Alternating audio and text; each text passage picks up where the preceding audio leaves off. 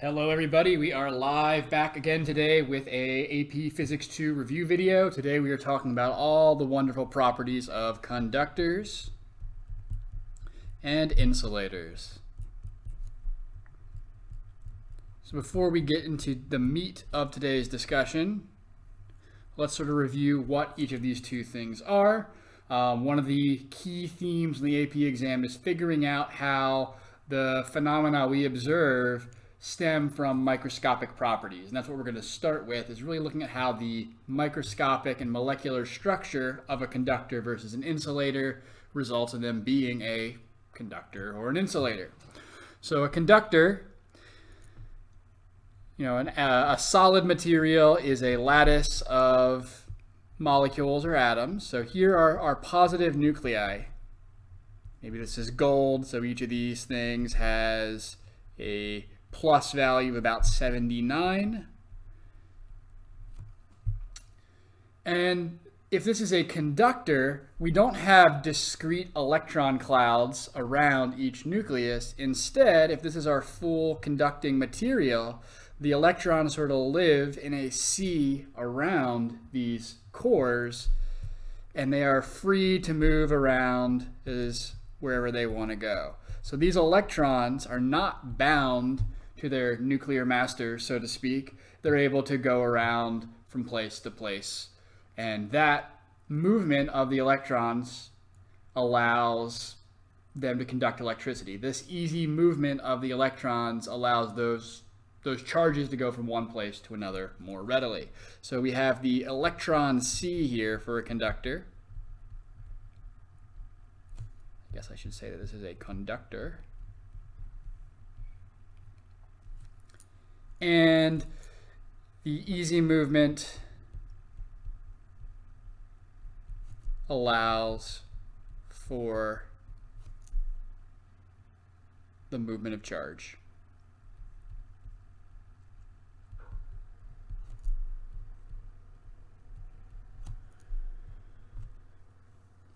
This is contrasted with an insulator, which, if this is our material now, instead of having the electrons willy-nilly all about the place, each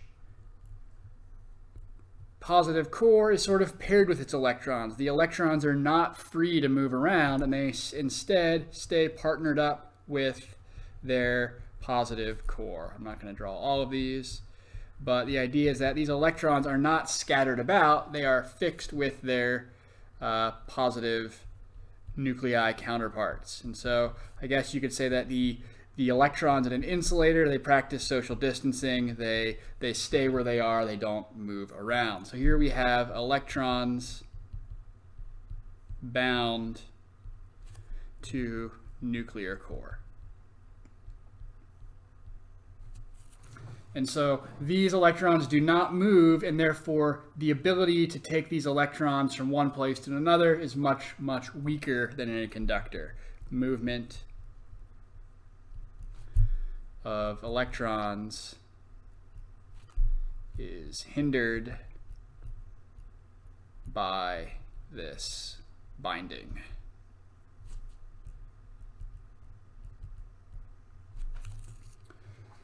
So depending on whether a material is a conductor or an insulator, that's going to change how it interacts with other charged objects or electric fields in general. So just as a reminder, conductors are things like metals. Metals have this sea of electron effect, or it could be things like liquids with lots of ions dissolved in them. So not pure water is a good conductor, but not because of its water, but because it is full of moving electrically charged bits. So solutions containing ions,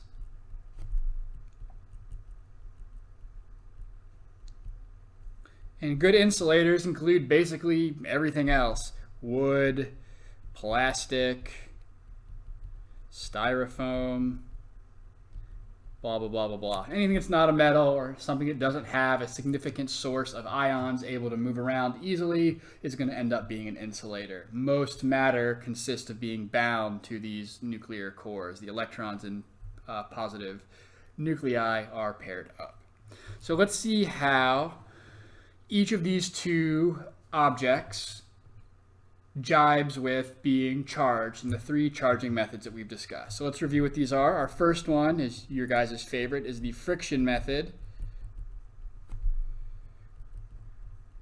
which we have endearingly named vigorous rubbing.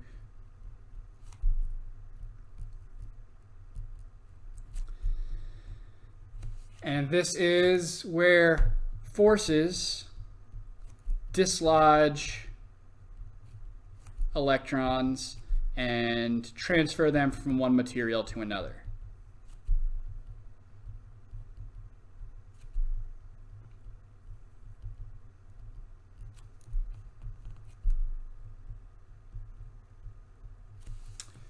This really only works with an insulator.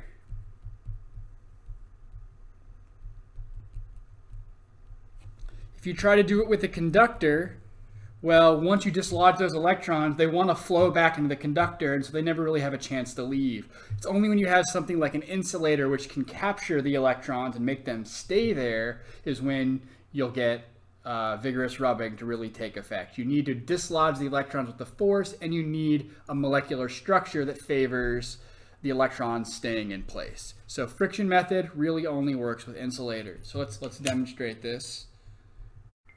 All right, so I've got here our good friend the balloon.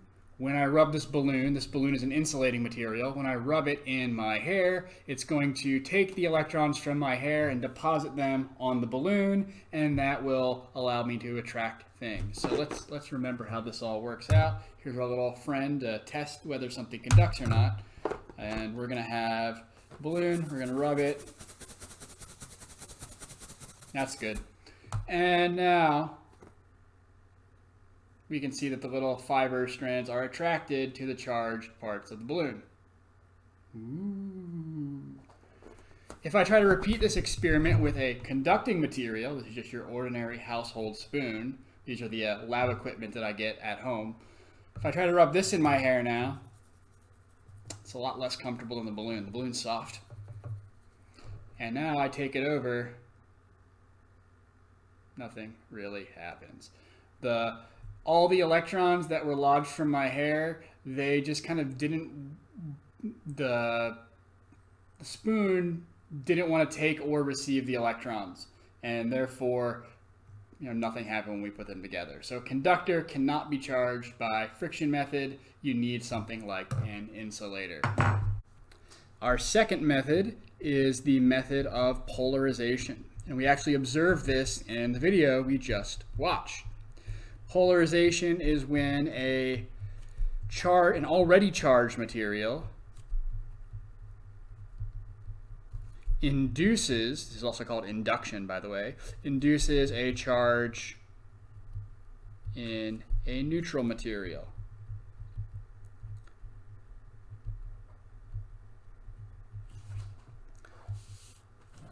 So when I held the balloon to the fibers, we had an excess of negative charge on the balloon. The balloon is our thing that is already charged.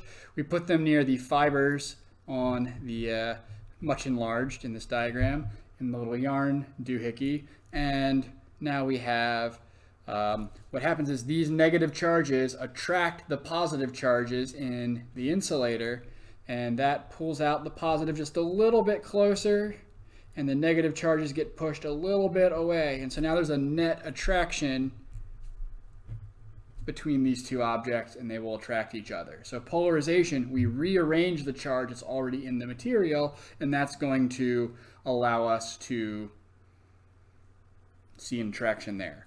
This is an insulating material where we just get a weak attraction.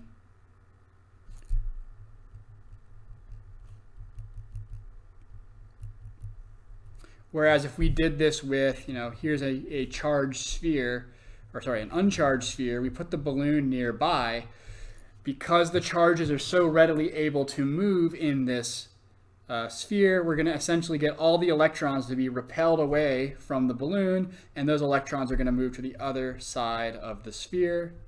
And what we have is just a bunch of positive charges left over. So a conductor will completely polarize.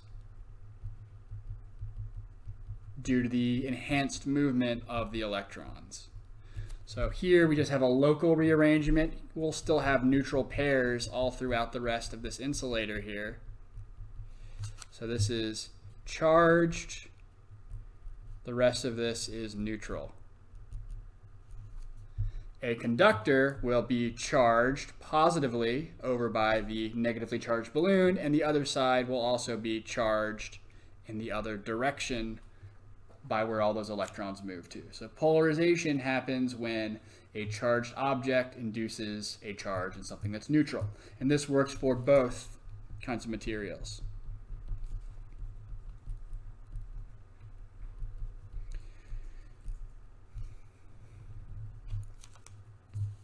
Lastly, we have conduction, where charge is transferred to an charge is transferred directly by touch. This only works with conductors. Hey, conduction works with conductors. Only conductors. An insulator will not be able to take on the charge given to it. It's that free moving electrons in the conductor that allow the charges to sort of flow directly onto the metal thing by that touch. So only conductors. And we should remember that it's going to, charges will flow until surface of conductor is equally distributed with charge.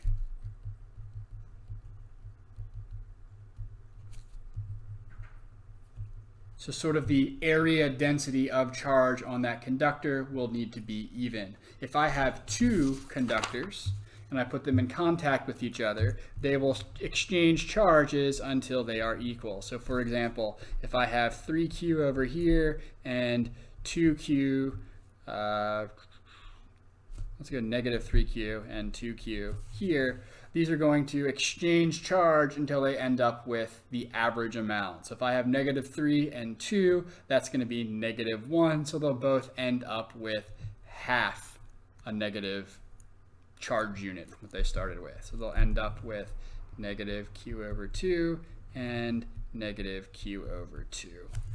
You might get charge imbalance. They don't have to be equally charged, just the area has to be equal. So if this one was a lot smaller, negative 3Q, and this one was a lot bigger,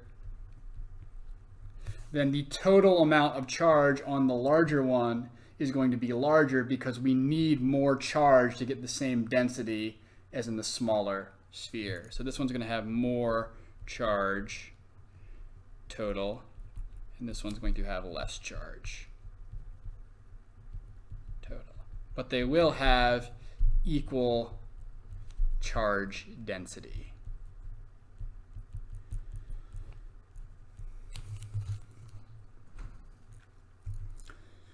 Some important things to remember about a conductor is that a conductor that is charged and in equilibrium. So let's say we have equal charge all over the surface of this conductor. Charged conductor.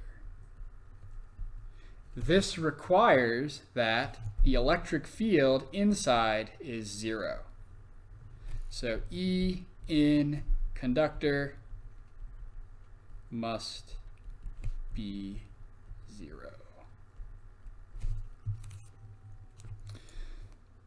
This also has consequences for the potential of the charge sphere.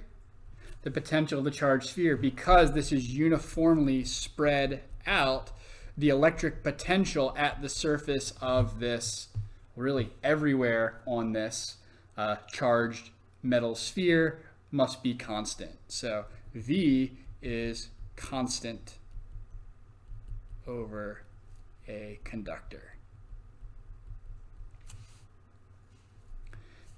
We call a metal object an equipotential surface, and that's precisely because the potential on the sphere has to be the same everywhere.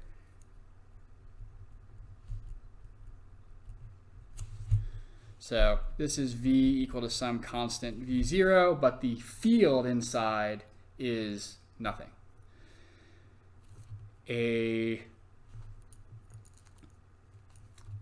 also important to note that a conductor in a uniform electric field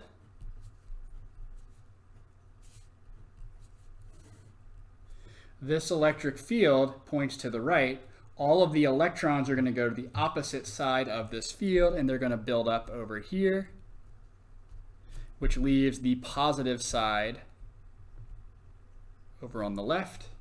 And now we have charge separation. This is basically two plates that are separated like in a capacitor, and this is going to produce its own electric field to the left. To the right to counter out the external field to the left. And it turns out that the E inside is equal to the field outside, and so the total field, let's call this the induced field, and this is the outside field. So the field inside is equal to the outside field minus the induced field, and we get 0. So the electric field inside this now sort of charged surface has to be 0. If we do the same experiment with an insulator now, we have negative, but it's only local. So this electric field, we sort of get everywhere throughout this. They don't completely separate, but everywhere the positive and negative charges sort of rearrange so that they're farther apart on average.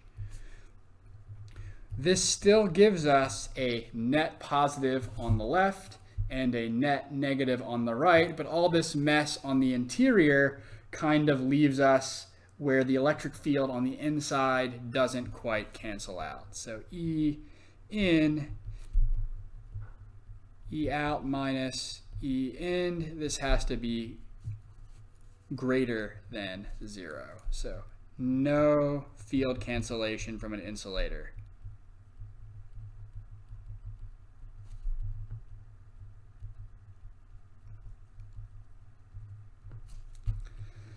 So this cancellation effect we get from a conductor, that explains why, planes can be struck by lightning and everybody will be okay, most of the time at least, I hope.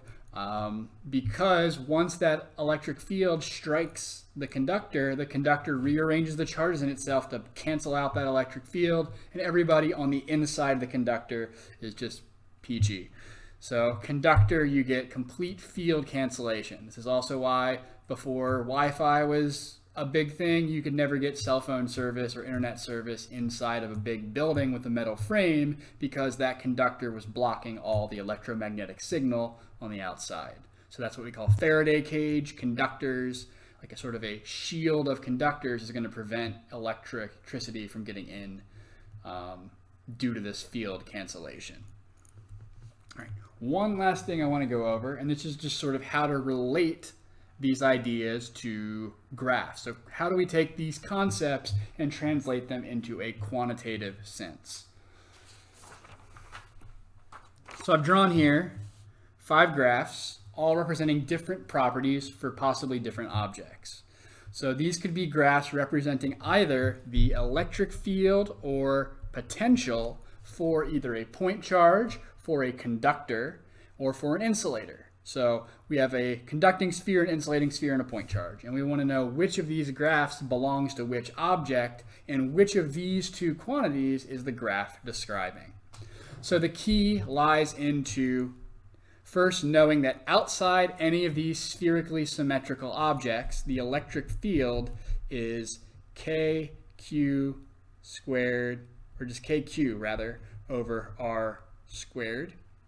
And the electric potential is similar, KQ over R.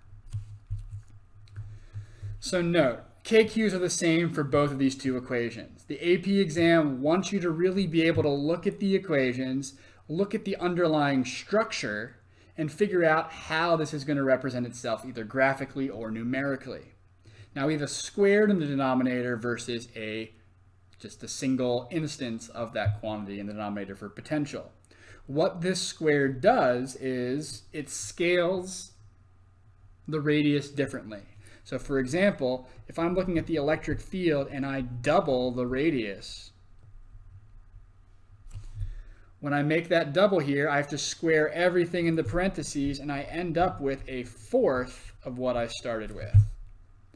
So we can identify an electric field graph by finding the graphs that go to a quarter of what they were before when you double the radius. If we look at the potential graph, well, that scale is just 1 to 1. If I double the radius, I get double what I started with. So that's an easy one. So, I get half of what I started with because it's in the denominator. I double the radius, the potential goes down by half. If I double the radius for the electric field, it goes down by a quarter. So I can take a look at these graphs here. Each of these has these sort of points here at the radius r. I want to look at how it changes when I go to 2r. So, this one starts at r, this one goes down to a fourth. So this must represent an electric field somehow. This one starts at r, and it goes down to a fourth of what it was at 2r. So this must also be an electric field. We can deduce that these must be potential graphs because they only have themselves when I go from r to 2r.